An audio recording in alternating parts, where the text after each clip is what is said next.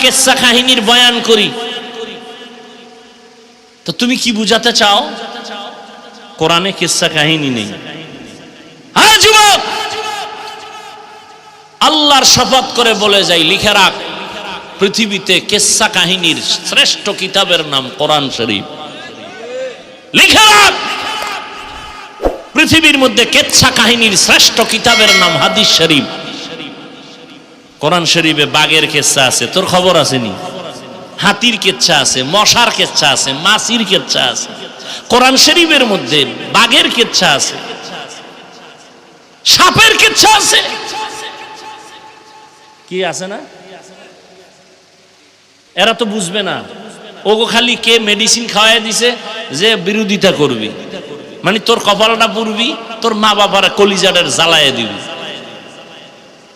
একটা আলেম কখনো বলতে পারে না তুই খালি আলেমের গালি দিস, কখনো বলতে পারে না। কিচ্ছা কাহিনীর রস করি। 2000-এর উপরে আয়াত আছে কোরআন শরীফে, 2000-এর উপরে, শুধু কিচ্ছা কিচ্ছা কিচ্ছা কাহিনী। তুমি কি বুঝো?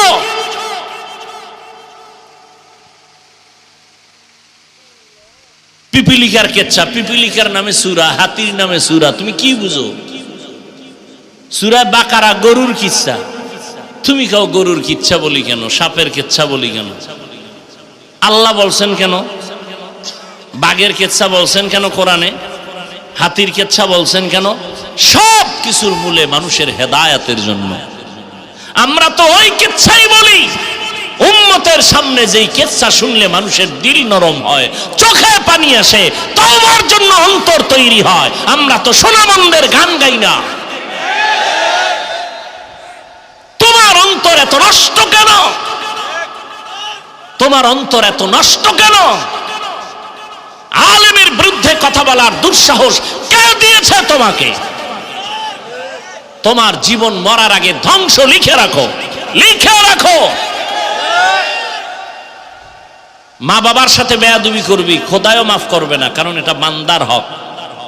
শিক্ষকের সাথে বেয়াদবি করেছো, শিক্ষক ক্ষমা না দিলে তোর ক্ষমা নাই, বান্দার হক। এই জমিনে আলেম যদি না থাকে তো ইসলাম কোথার থেকে শিখবা? আলেম আছে তো ইসলাম আছে। এরা রাসূলের ওয়ারিস, এরাই উম্মতকে হেদায়েতের দাওয়াত দিবে।